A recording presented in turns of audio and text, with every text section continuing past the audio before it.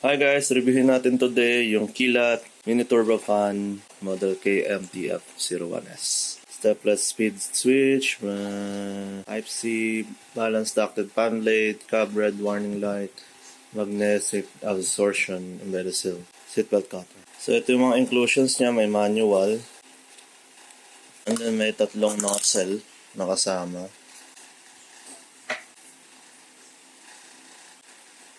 Type-C cable.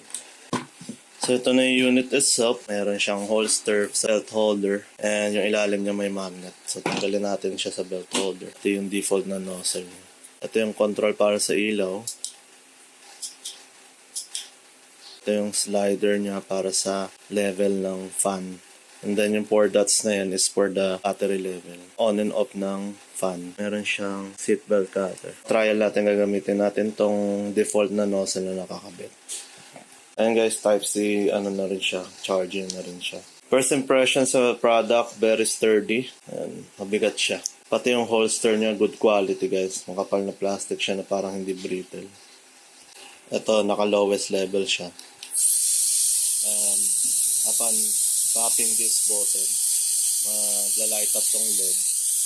And yan yung indication ng battery level. So right now, nasa lowest level tayo.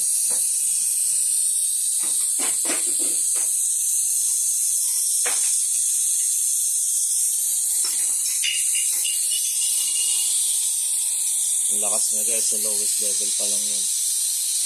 Ito guys, try naman natin siya sa tubig. Ang purpose ko kaya ako to binili is portable na pang patuyo sa sakyan after car wash. So try natin gaano kalakas yung buga ng hangin.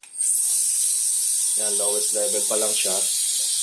Ayan, nakikita nyo. Ayan, lakas. Todo natin.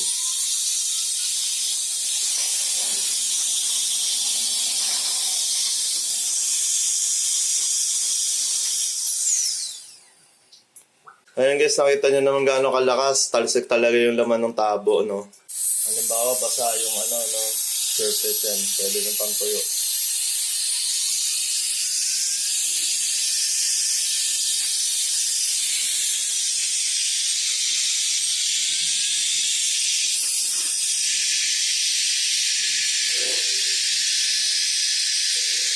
Testing naman natin siya sa buhangin sa tiles guys.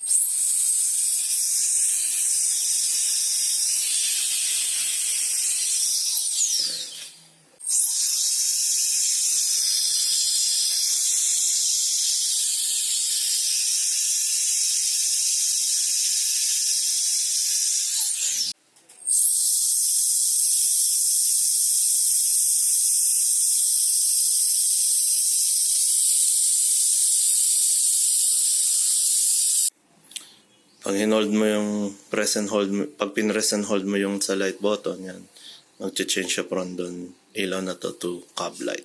Ayan guys, yung battery niya, sufficient naman. Marami na rin ako pinagamitan before yung mismong demon yet. Mataas pa yung battery level niya. Madali siyang itago sa sasakyan, panglinis, pang tanggal mga alikabok kaysa magpagpag kayo ng alikabok na sasakyan. Very handy siya.